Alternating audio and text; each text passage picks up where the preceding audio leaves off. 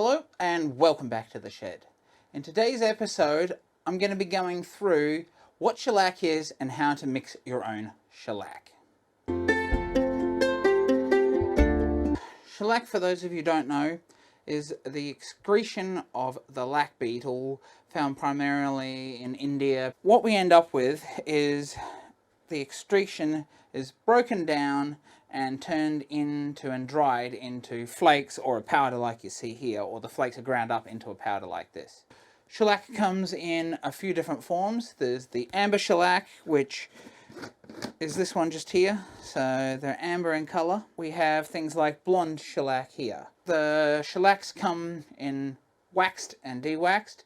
If it's waxed, you can't put another finish over the top of it, but the beauty of the de-waxed amber shellac is that you can put it under any other top coat you like to help seal the grain, and that is where you find timber sealant or sanding sealer is a really diluted shellac. Shellac has a limited shelf life, so pre-mixed is not necessarily the best solution because you have no idea how long it's been on the shelf. So for the best performance and the fastest drying, you want to mix your own. So the way shellac is made is diluting the flakes, or obviously the powder here, with either something like denatured alcohol, which I have here, or methylated spirits. I use the denatured alcohol because I find that it is able to be bought cheaper and it doesn't smell as bad as the methylated spirits. Therefore, I don't need to wear a respirator because the smell is not overwhelming.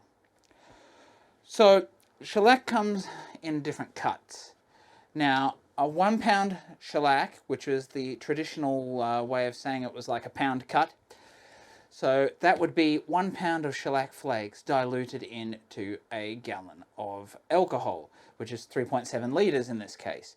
So I've converted everything to the metric for you. I'll put a table up here so you can see the conversions from the pound cuts into metric to make it easier for those of you that use the metric as I do. So what I'm going to be doing here is just mixing up half a litre because I don't use a huge amount and I prefer to mix up what I need as I need it. Today I'm going to be mixing up the Blonde's de-waxed shellac. I'm going to be using 120 grams of the shellac flakes diluted in half a litre of denatured alcohol. So what I'm going to do is go ahead and weigh this out, and I know that I'm going to be mixing it in this bottle here, which is a litre bottle, so I know that I just need to half fill it with the alcohol.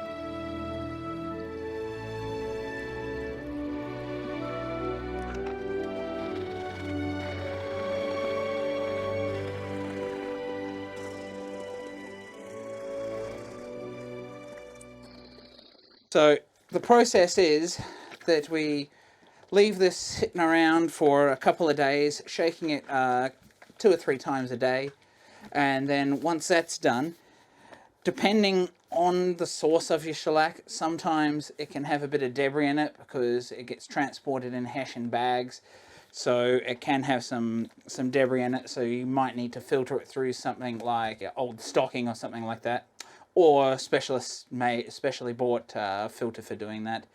This stuff, because it's really highly refined as a powder, doesn't have any dirt in it, so I don't need to bother doing that with this particular product.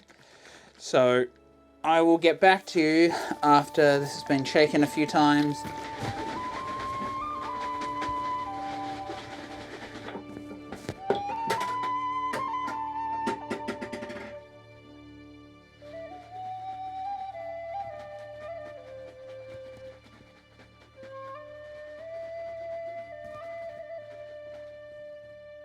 It's been a couple of days since I did this mix-up of shellac, and it's all diluted and ready to be used now. So this was a 2 pound cut. I also have a 1 pound cut that I made up here because I use a lot more of the thinner stuff. But the beauty of making up a 2 pound cut like this is that if you need anything a little bit thinner, you can just pour it into a container and dilute it by half to make it a 1 pound cut, or anywhere in between. So what I'm going to do now is just get a piece of wood, and I'll show you the shellac on the wood. I'll show you the 2 pound and then a little bit of the 1 pound cut, and I'll let it dry so we can see the difference, and we'll see how fast it dries. So I have this scrap piece of pine here. I'm just going to go ahead and we'll make a comparison right here on the on this piece of wood, and you can make the decision as to which one you would prefer, but really it comes down to using the different shellacs yourself and experimenting. So I'm going to go ahead and we'll just apply a second layer here, and then we'll compare.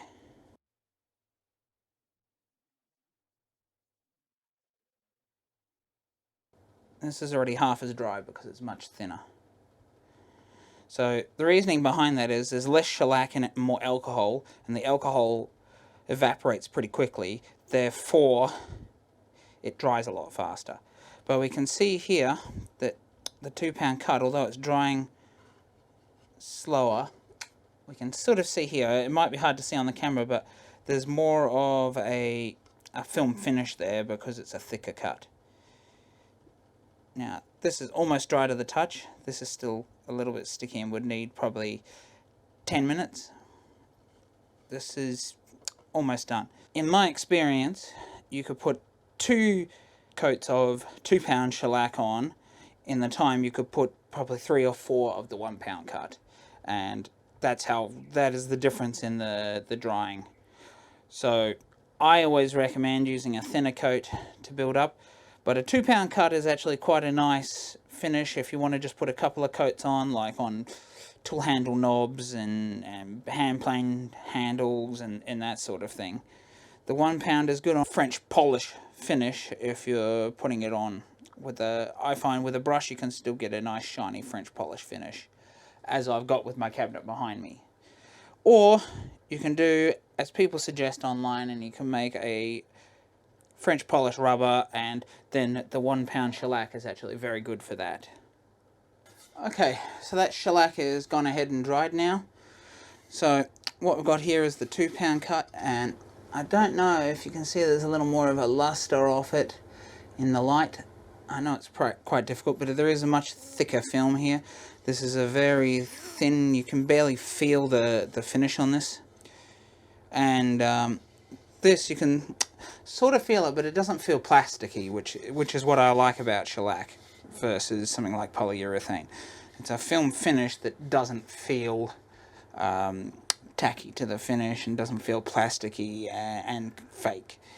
It's a natural product that actually feels good on the hand. And you can still sort of, depending on how many coats and how thick you go, you can still sort of feel the wood through it, which is quite nice. Here with the 1 pound shellac, it's come up quite thin, not too difficult, and you get much more control using a thinner cut. I like using the 2 pound cut for some things and the 1 pound cut for others. Sometimes I will go with a 2 pound cut and then use a 1 pound cut over the top of that just to build up some thinner layers after I've got a base in place. The only other thing I want to cover when it comes to shellac is that it is quite easy and forgiving to work with. You don't need to sand between the coats because the alcohol of the next layer breaks down the layer before, but in subsequent layers you do want to get the coating on in a single stroke if you can, because your bristles will actually mark and dig into the coat below. So it's just quite important to be nice and quick with subsequent coats after you've done the initial coat. The other nice thing about shellac, cleaning up your brushes couldn't be easier. You just use your denatured alcohol or your methylated spirits that you used to dilute your shellac flakes or your shellac powder to make your shellac. Do that a few times and your brush is nice and clean. If you forget to do that and your brush dries out, all you have to do is soak your brush in that alcohol. It'll break your shellac down and your brush won't be wrecked and won't be hard from the shellac anymore. So I just want to thank you for watching, and if you like this content and would like to see more videos like this, please consider liking and subscribing and checking out in the description for my Instagram and Facebook pages, where I try to post behind the scenes photos and photos of my latest tools and highlight some tools, etc. Bye for now.